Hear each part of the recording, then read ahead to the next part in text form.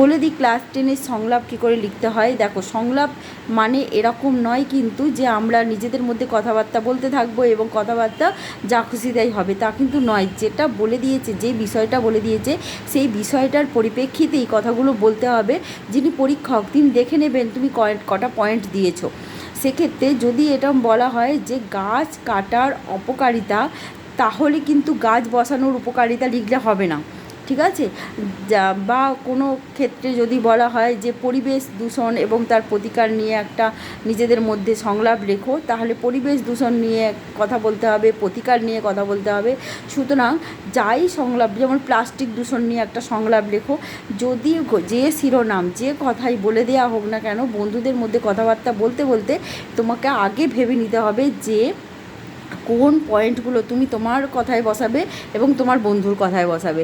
অবশ্যই 5টা পয়েন্ট বসাতেই হবে।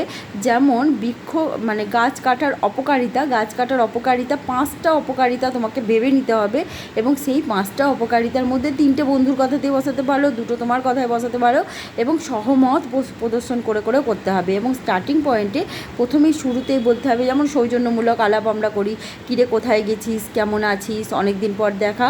তারপরেই কিন্তু ঘটনায় চলে আসতে হবে। এটা আলাপচারিতা কিন্তু বেশি চালালে হবে না, ঘটনায় আসতে হবে। সে যতই কাঠখোট্টা শুনতে লাগুক না কেন, পয়েন্ট কিন্তু বসাতেই হবে এবং ওই গাছ কাটার অপকারিতাগুলো বসাতে হবে, ঠিক আছে।